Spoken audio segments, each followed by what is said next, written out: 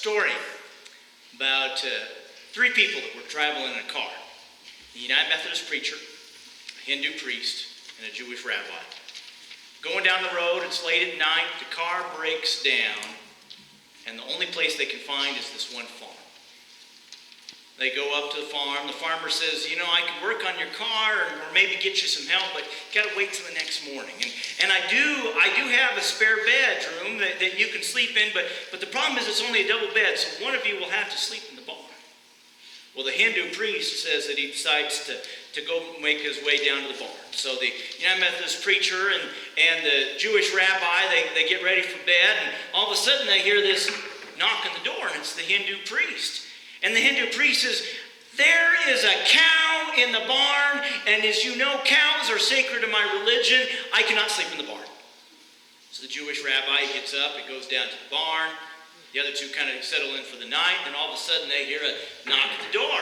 It's the Jewish rabbi. And the rabbi says, there is a pig in the barn. As you know, pigs are unclean animals in my religion. I cannot sleep in the barn. And with that, the United Methodist preacher gets up, he sighs resignation, he walks down to the barn, the other two settle in for the night. Then all of a sudden they hear a knock at the door. And there standing there are the cow and the pig.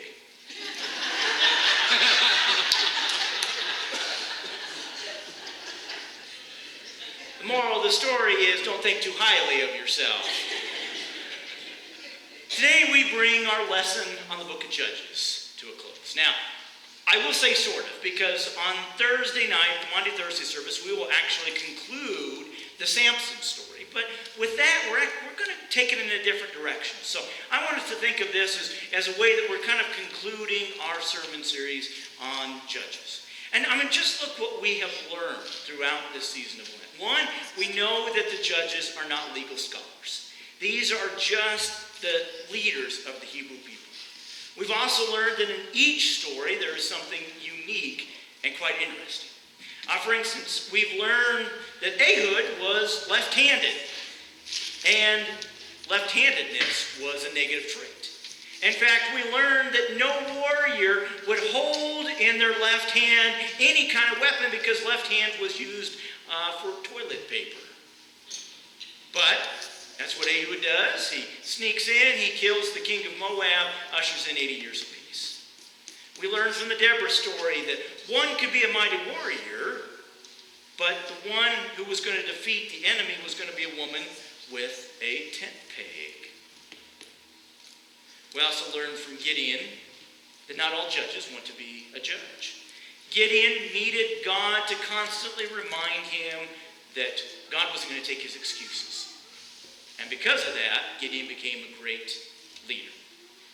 Abimelech, we learned that not all of the judges are great men.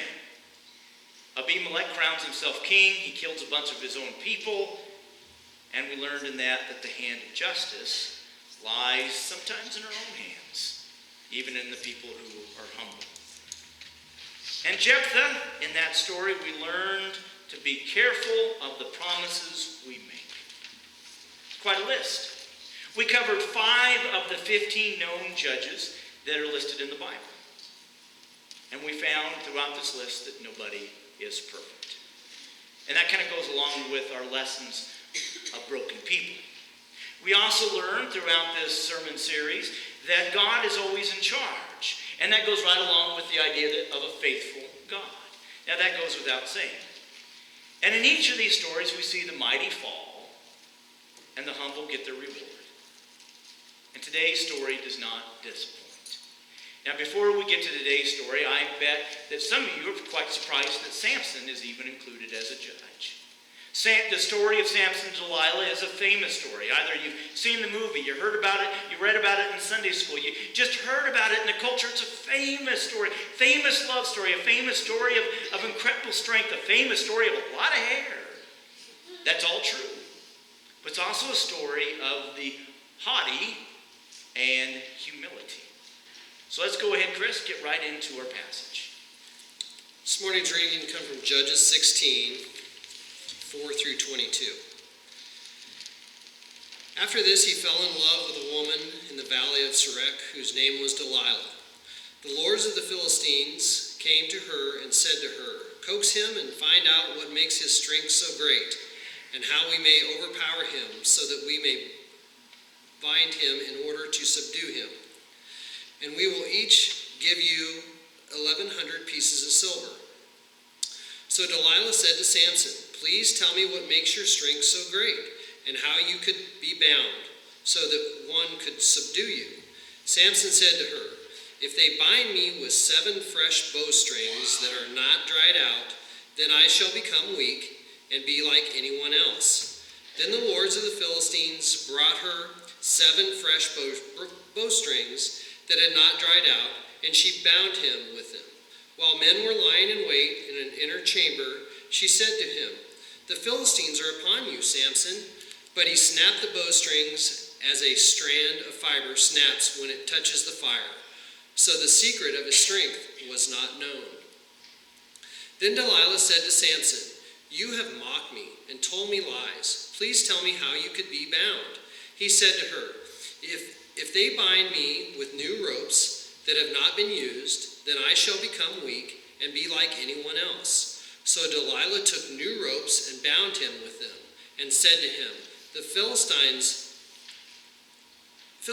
are upon you, Samson." The men lying in wait were in an inner chamber, but he snapped the ropes off his arms like a thread. Then Delilah said to Samson, "Until now you have mocked me and told me lies. Tell me how you could be bound." He said to her, "If you weave the 7 locks of my head with the web and make it tight with the pin, then I shall become weak and be like anyone else." So while he slept, Delilah took the 7 locks of his head and wove them into the web, and made them tight with the pin. Then she said to him, "The Philistines are upon you, Samson." But he awoke from his sleep and pulled away the pin, the loom, and the web. Then she said to him, "How can you say I love you when your heart is not with me? You have mocked me 3 times now, and have not told me what makes your strength so great." Finally, after she had nagged him with her words day after day and pestered him, he was tired to death. So he told her his whole secret and said to her, "A razor has never come upon my head, for I have been a Nazirite to God from my mother's womb. If my head were shaved, then my strength would leave me. I would become weak and be like anyone else." When Delilah realized that he had told her his whole secret, she sent and called the lords of the Philistines, saying, This time come up, for he has told his whole secret to me." Then the lords of the Philistines came up to her and brought the money in their hands. She let him fall asleep in her lap, and she called a man and had him shave off the 7 locks of his head. He began to weaken, and his strength left him. Then she said, "The Philistines are upon you, Samson." When he awoke from his sleep, he thought, "I will go out as at other times and shake myself free." But he did not know that the Lord had left him. So the Philistines seized him and gouged out his eyes. They brought him down to Gaza and bound him with the bronze shackles, and he ground at the mill in the prison. But the hair of his head began to grow again after it had been shaved. Thank you, Chris. What would you do for love?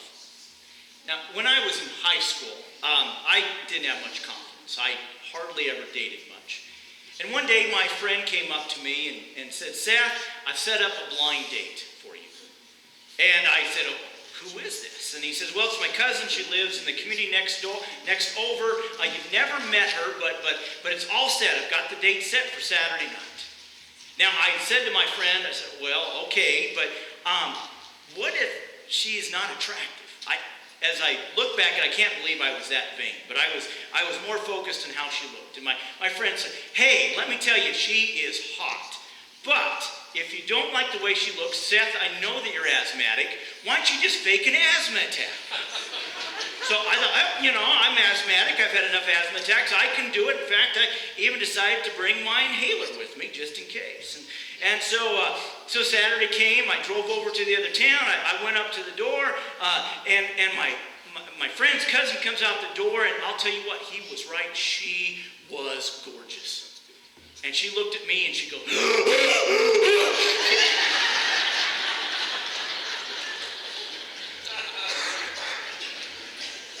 as my daughters would say, Dad, that's one of those fake news stories, isn't it? Today is a love story. A very unique love story.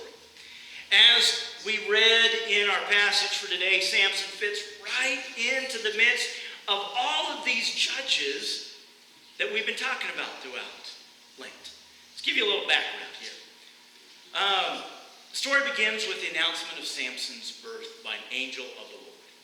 That sounds familiar. Samson actually is only one of 4 people in the Bible that have their birth announced by an angel. We have Isaac, John the Baptist, and of course, Jesus Christ. Samson's name just means sunshine. He was born in a very dark time in Israel, as we have learned throughout all of these judges. This time, another foreign power has occupied Israel. This one is the Philistines. As it says in the scripture, Samson was born a Nazarite, which just means he was separated or set aside for something unique for God. That means he was not allowed to drink wine. It means that he could not go near a dead body, or whether it was human or animal, and he was not to cut his hair. He was set apart for something very special, for a special service by God. But as we know, Samson ignored all of that, and he relied on his own strength and his own ability. And it wasn't God's. In fact, God had empowered Samson with this supernatural strength to take on and to deliver the people of Israel against the Philistines. But it was the weakness for one Philistine woman that did Samson in. Again, we have a broken judge who leads a broken people. Time and time again, we see this. Common leaders, each with their own faults. Each week we're presented with one, what I like to call kind of the real lessons in the human condition. The Ehud story. Plain out discrimination. If you're left-handed, I'm sorry, that's just the way it is. God doesn't love you. The Deborah story. Sexism. A woman shall not lead. We find out differently in that. Gideon is a story about doubt. He needs constant proof from God that God's going to walk with him. Abimelech is easy. Power corrupts, and absolute power corrupts absolutely. Jephthah, watch out for those bargain promises. You know what I'm talking about. You get pulled over for speeding, and you sit there and you pray, God, if you get me out of this speeding ticket, I will never speed again, I will never cuss, and I will always go to church. Now, I think the best way before we get into the Samson story is, bear with me here. I got to do something here.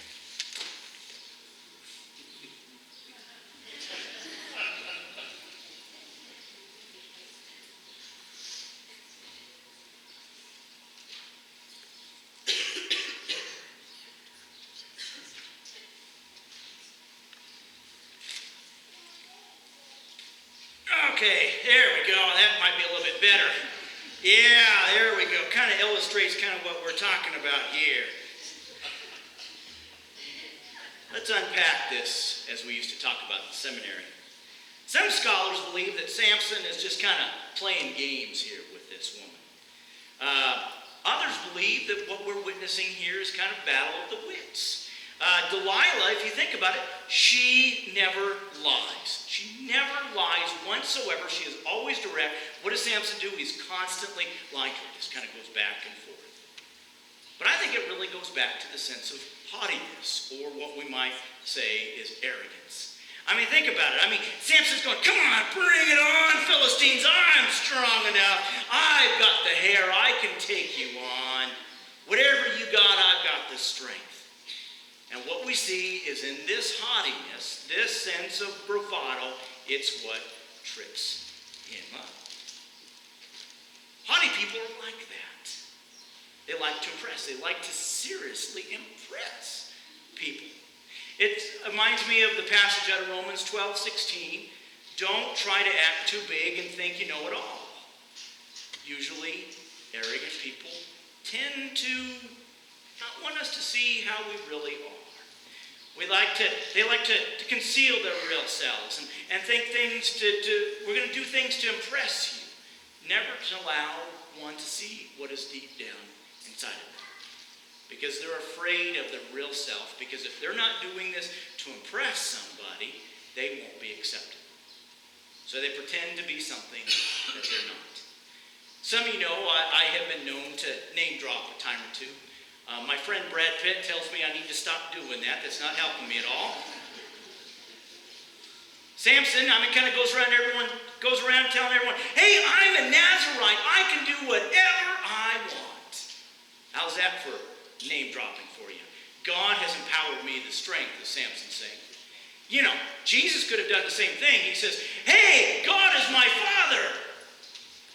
But we know that Jesus doesn't do that. He is more into actions and not words. He is more about service than trying to impress. Just be who you are. There's a story about a husband that stepped on one of those penny scales. It tells your fortune and your weight. He dropped in a coin, and out came the little fortune. It says, hey, listen to this, he said to his wife, showing the card. It says, I'm energetic, bright, resourceful, and a great lover. Yeah, his wife said with a nod, and it has your weight wrong, too. Nothing like a spouse to give us a sense of humility. I think when we think of the word haughtiness, Haughit, especially in the church or especially with a walk with Christ, our mind instantly goes to the opposite, humility. A lot of people believe that a humble person is supposed to kind of belittle themselves, make themselves lower than they really are. You did a great job last week. Oh, not me, nothing. Oh, you sang beautifully. Oh, no, I could have definitely done better. What do? We kind of bring ourselves down because we think that's what we're supposed to do, but it's a terrible way to kind of look at the world.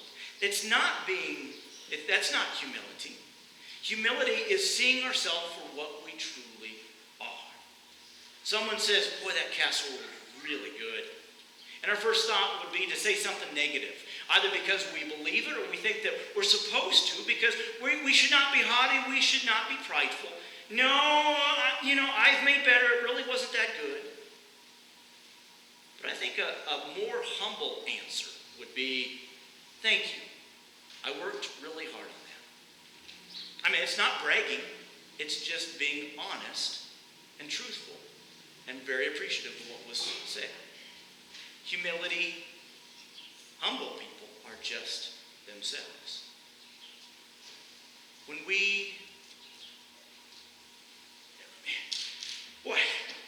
there we go. That's a little bit better.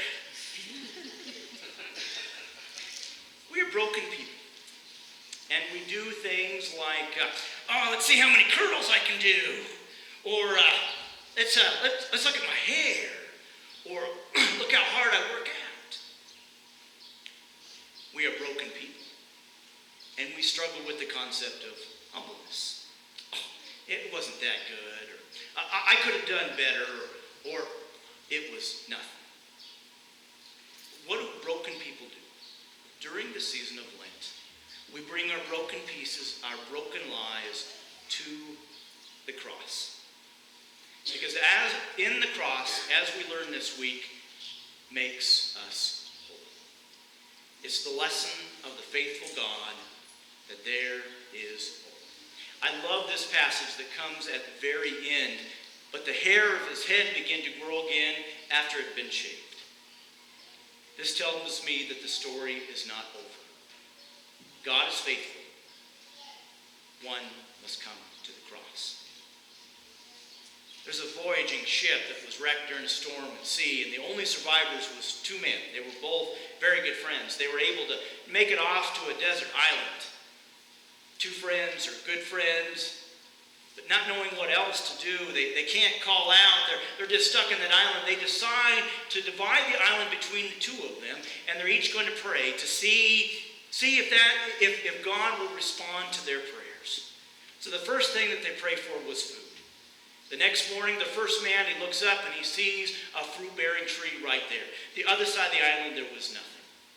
After a week, the first man was lonely. He decided to pray for a wife. There was a shipwreck off out in the sea, and the only survivor was a woman who swam to the island, his side of the island, not on the other side of the island.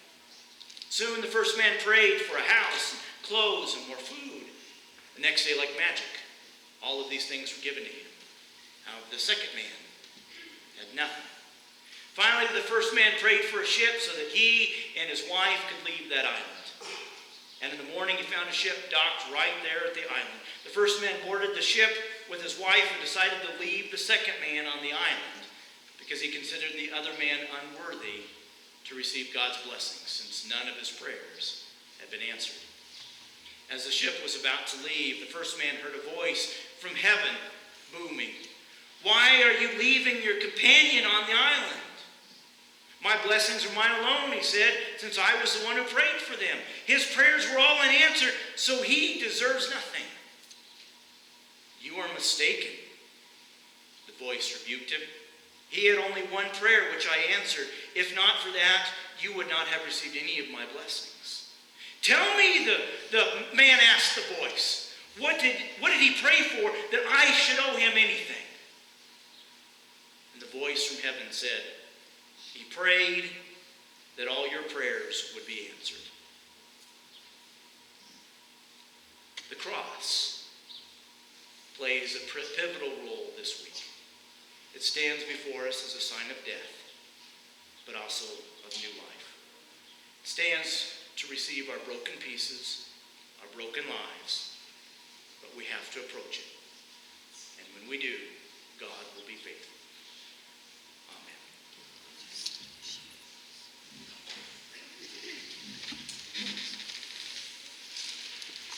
We'll have our ushers wait upon